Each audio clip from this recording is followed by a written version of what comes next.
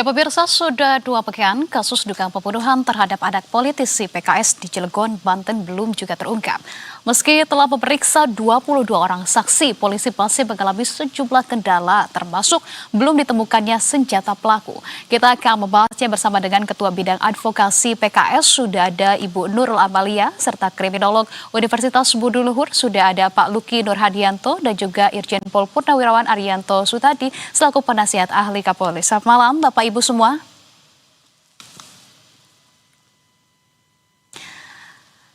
Kami masih belum bisa mendengar suaranya. Ada Anissa di studio. Selamat malam Bapak Ibu.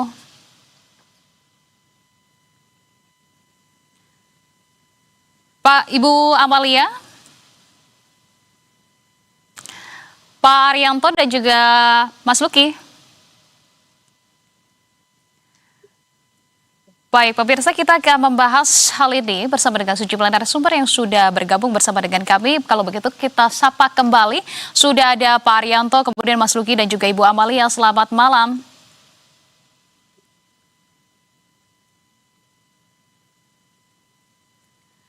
Selamat malam. Ada Anissa di studio. Ya pemirsa, kita akan membahas terkait dengan kasus dugaan pembunuhan terhadap anak politisi PKS di Cilegon, Banten yang sampai dengan saat ini belum terungkap pemirsa. Meskipun polisi sudah melakukan pemeriksaan terhadap ke-22 orang saksi. 22 orang saksi ini diantaranya adalah pihak keluarga dari korban, kemudian juga tetangga yang berada di sekitar lokasi kejadian maupun juga karyawan dari orang tua korban.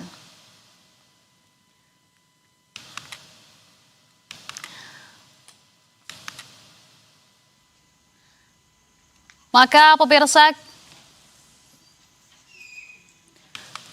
dan diketahui bahwa saat ini sudah memasuki pekan kedua pemirsa dari kasus dugaan pembunuhan terhadap anak politisi PKS di Cilegon, Banten yang belum juga terungkap.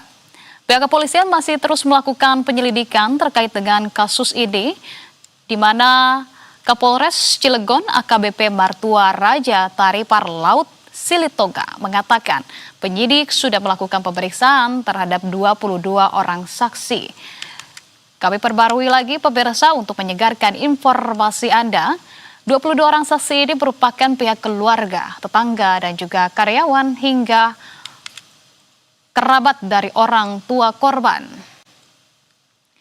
Dan langsung saja kita akan memperdalam untuk mengetahui perkembangan dari kasus ini kepada narasumber yang sudah hadir melalui sambungan virtual, sudah bergabung bersama dengan kami, yakni Ketua Bidang Advokasi PKS Nurul Amalia, serta Kriminolog Universitas Budi Luhur Luki Nurhadianto, dan juga Irjen Pol Purnawirawan Arianto Sutadi selaku penasihat ahli Kapolri. Bapak Ibu, selamat malam. Selamat malam. Baik. Terima kasih sebelumnya sudah meluangkan waktu di Berita Satu Utama. Sebelumnya tadi kami sudah sempat memanggil Bapak Ibu sekalian, namun tampaknya terkendala komunikasi. Kita lanjutkan kalau begitu dialognya. Yang pertama mungkin saya ingin bertanya ke Ibu Amalia terlebih dahulu. Bu Amalia, saat ini sebetulnya untuk kondisi terbaru dari pihak keluarga korban seperti apa? Apakah pihak keluarga korban ini juga sudah mendapatkan pendampingan yang konkret dan juga update-nya kasus ini yang sudah diterima oleh keluarga korban, perkembangannya seperti apa Bu Amalia? Ya, kami tim advokasi ya sudah bertemu dengan pihak penyidik ya di Polres Cilegon untuk menanyakan perkembangan dari hasil penyelidikan ini. Nah, kami juga sudah meminta SP2HP lah seperti itu ya, mengajukan permohonan. Nah, terus mereka menjawab belum ada hasil karena masih menunggu dari hasil forensik ya dari Bareskrim gitu, seperti itu. Jadi nanti kalau memang sudah ada hasilnya dari pihak keluarga dan kami yang akan disampaikan terlebih dahulu seperti itu. Dan sampai hari ini memang keluarga korban belum bisa masuk ya ke dalam rumah yang menjadi lokus ya atau TKP-nya gitu. Padahal kalau menurut keluarga korban sendiri mereka butuh akses masuk ke sana gitu karena sudah akan masuk sekolah gitu kan, dan harus masuk ke sana, tapi memang masih diadakan pemeriksaan atau olah TKP. Kira-kira seperti itu. Hmm. Bu Amalia tadi disampaikan bahwa sampai dengan saat ini kan menunggu terlebih dahulu dari hasil forensiknya. Tapi apakah disampaikan juga kapan kemudian hasil forensik itu diproyeksikan akan diterbitkan, Ibu Amalia?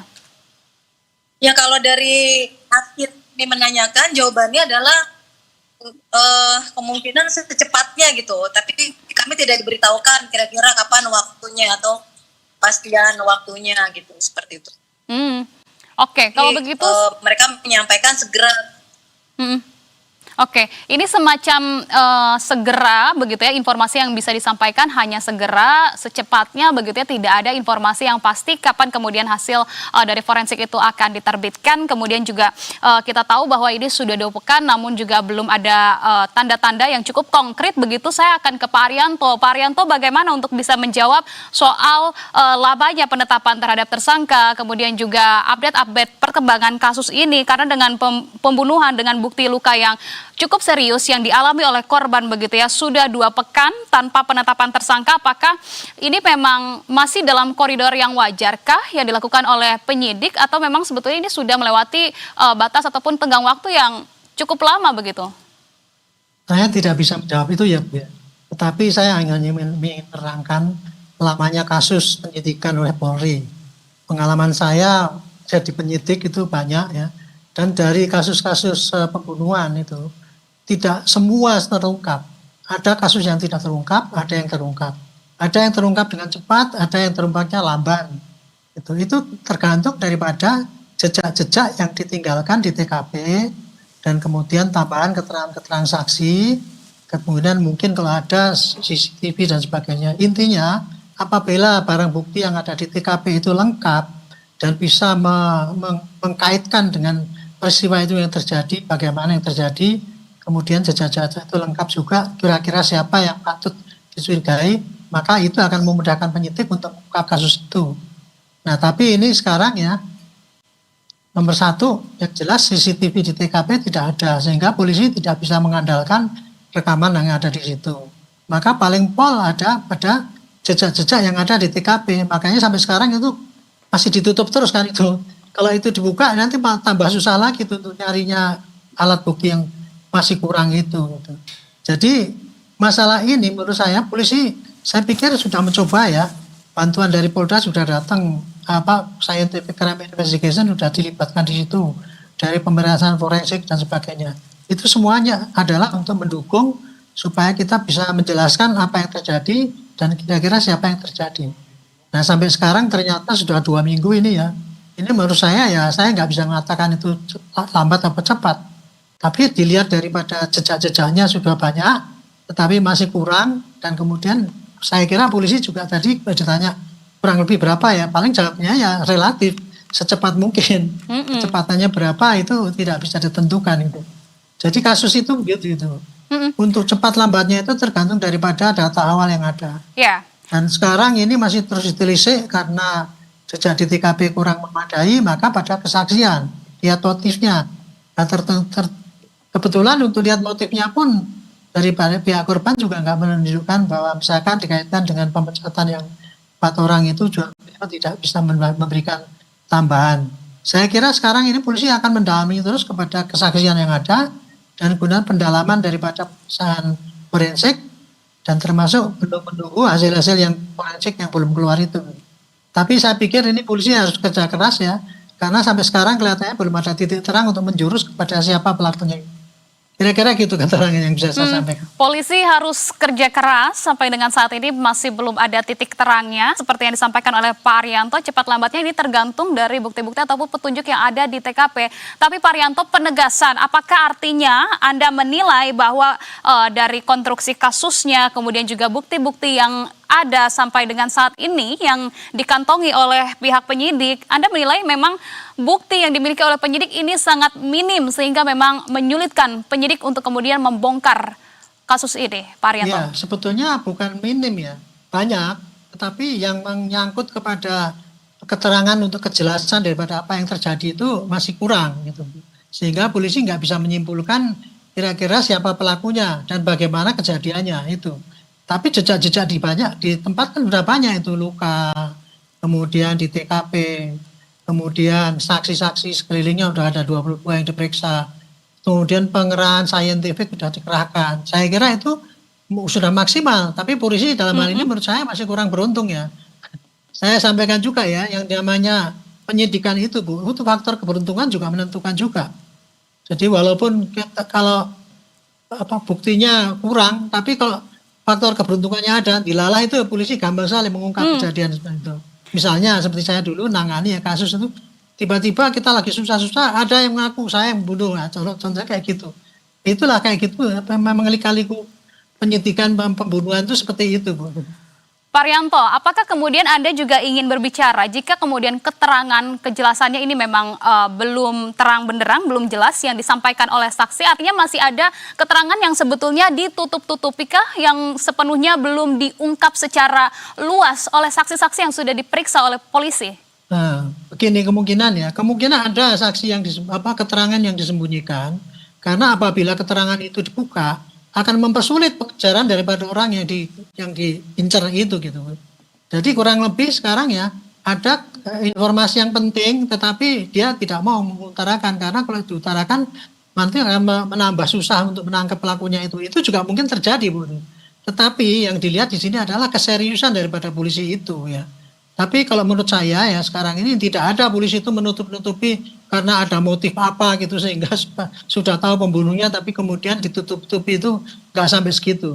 Kalau sampai sekarang dugaan saya ya dia tidak terbuka semua informasi yang diterima itu hanya untuk kewaspadaan. Jangan sampai kalau dia terlalu terbuka ini akan mempersulit pengejaran pelaku yang sampai sekarang masih belum jelas sekali dideteksi oleh polisi itu.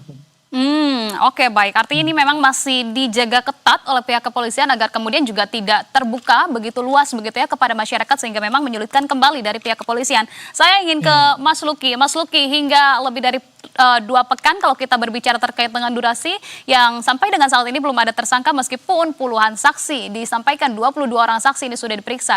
Tapi dalam praktik penanganan kasus berat seperti ini apakah masih tergolong wajarkah atau ini mengindikasikan problemnya di tahap awal olah TKP-nya ada yang salah Mas Luki atau seperti apa? Ya, tadi saya juga bersepakat dengan apa yang sudah disampaikan Pak Arianto. Maka yang perlu kita telaah berikutnya adalah memahami positioning dari korban, Mbak Anissa. Jadi saat kemudian kita memahami positioning dari korban, maka kalau berdasarkan gradasi dari tingkat pembunuhan yang dilakukan, sebenarnya korban ini kalau menurut saya adalah itu sebagai intervening target. Jadi dia ini ditempatkan untuk kemudian memberikan satu sinyalemen gitu ya kepada pihak keluarga atau kemudian kepada satu hal yang seharusnya itu ditujukannya adalah pihak keluarga itu sendiri. Yang kedua yang perlu kita pahami juga saat kemudian ini cukup berlarut-larut untuk kemudian wajar atau tidak, maka ada unsur sensitivitas. Dalam konteks ini keberadaan dari korban sebagai seorang anak gitu ya, yang notabene gitu, seharusnya jika memang ini suatu kejahatan yang murni maka berada di luar rumah atau kemudian di tempat-tempat yang memang menjadi aktivitas dari korban. Tapi ini berada dalam rumah, teritorial dia, privasi dari anggota keluarga dan sangat minim gitu ya bukti-bukti yang mengarah kepada pelaku utama atau kemudian pelaku-pelaku yang terlibat di dalamnya. Yang berikutnya adalah yang bisa kita gradasi, ini bisa kita kategorisasi sebagai social homicide juga.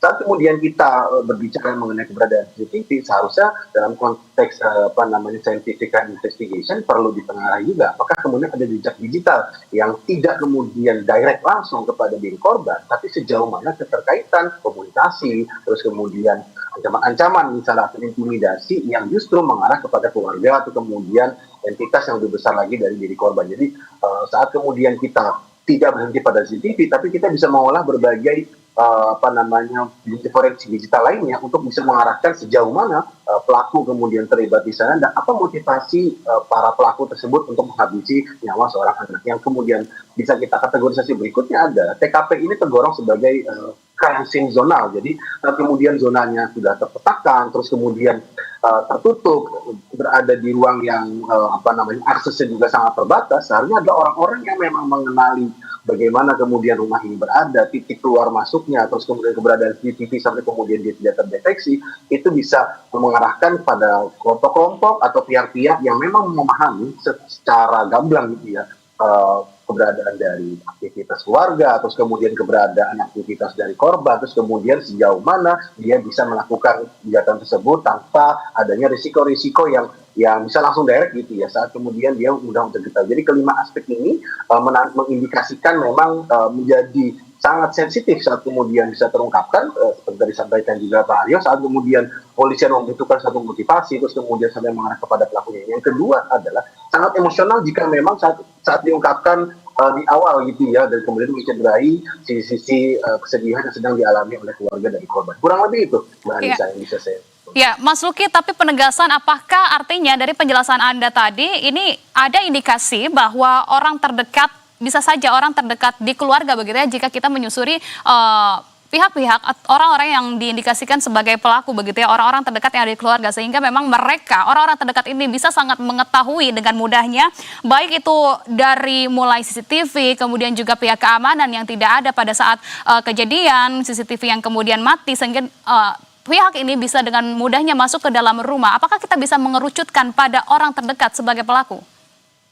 Ya, keterlibatan orang terdekat bisa kita lihat seperti itu ya. Tapi saat kemudian kita simpulkan di awal, tentu akan sangat prematur jika memang bukti-bukti yang tersaji gitu ya masih diolah gitu oleh pihak kepolisian dan masih menunggu waktunya. Cuma secara database dari 70% yang kita bisa lihat dalam konteks kriminologi atau pembunuhan itu memang dilakukan oleh orang terdekat, bahkan dilakukan oleh keluarga atau kemudian orang-orang yang memang mengetahui aktivitas dari keluarga tersebut. Tapi ada kemudian yang bisa kita sampaikan berikutnya adalah ada orang-orang yang akhirnya dimanfaatkan gitu atau kemudian disuruh atau menjalankan tugasnya untuk dapat menghabisi dari korban atau kemudian membunuh korban. Jadi dalam aspek ini bisa kita kategorisasi apakah memang orang yang memang terdekat, atau yang kedua ada orang terdekat yang memanfaatkan situasi tertentu untuk bisa menghabisi nyawa dari almarhum tersebut. Jadi masih ada keterkaitan di antara kedua pihak itu, tapi jika memang ini dilakukan oleh stranger yang memang orang sangat tidak mengetahui, tidak memiliki motivasi atau bahkan tidak memahami bagaimana seluk-beluk dari aktivitas keluarga korban, saya pikir kecil kemungkinannya, tapi kita bisa mengkerucutkan ke arah sana meskipun memang dibutuhkan pendalaman-pendalaman dalam konteks penyidikan yang lebih. Baik, kalau begitu saya ingin mengkonfirmasi ke Ibu Amalia. Ibu Amalia, apakah kemudian dari pihak keluarga korban ini juga sebelumnya disampaikan memilikikah jejak permasalahan dengan orang-orang terdekat di sekitar ataupun kemudian juga mendapatkan ancaman-ancaman tertentu? Kemudian apakah pihak keluarga korban juga pernahkah menyampaikan kekhawatiran jika ini terkait dengan pelaku, namun di sampingnya juga terkait dengan penyidikan, termasuk juga dengan potensi adanya pengaburan motif maupun dari pelaku. Dari kedua belah sisi ini seperti apa keterangan dari keluarga, Ibu Amalia? Ya, kalau sepanjang kami memang pernah... Ibu Amalia, baik, silakan. Ya, sepanjang kami pernah bertemu terus kemudian mengobrol dengan keluarga korban, ini memang tidak ada indikasi ya adanya misalnya dengan orang terdekat atau ada musuh gitu seperti itu. Ini memang tidak ada potensi-potensi seperti itu, tetapi terkait motif dan lain-lain ini kan memang belum diungkap oleh pihak penyidik, jadi kami masih menunggu. Tapi kalau dari sisi keluarga korban sendiri memang tidak ada dugaan apakah ini dari siapa gitu pelakunya gitu yang terdekat atau pihak yang dekat di lingkungan korban, jadi belum tahu. Baik.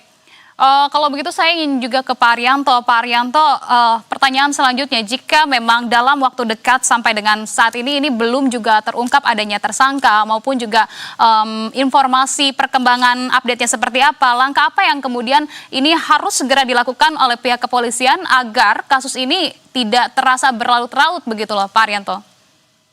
Saya rasa ya Bu ya, kasus ini menjadi tantangan berat bagi polisi ya, karena korbannya adalah menyangkut orang terkenal, sehingga ini menjadi atensi publik. Dan yang kedua, bukti-buktinya banyak, jejak-jejaknya banyak di situ. Dan kemudian kan cuma di lingkungan itu sendiri. Beda dengan kalau misalkan kita itu menyelidiki orang yang ketemukan mayat di hutan sana gitu. Itu kan susah itu ya. Gitu ya. Itu tidak menjadi perhatian, karena kalau itu tidak menjadi perhatian umum. Tapi ini sudah tempat yang gampang kelihatannya ya, bukti-buktinya ada. Motif-motifnya kalau digali pasti bisa lah itu. Publik akan menyangka begitu kan. Makanya polisi sekarang sudah mengerahkan semua kekuatan yang ada. Cuman sekarang kalau saya lihat ya, apa yang disampaikan kepada publik masih terbatas. Dia juga pasti akan menghemat itu tadi. Informasi yang kira-kira nanti kalau di blow up akan merugikan sulitnya penyidikan apa tidak. Kira-kira sampai di situ, Bu, gitu.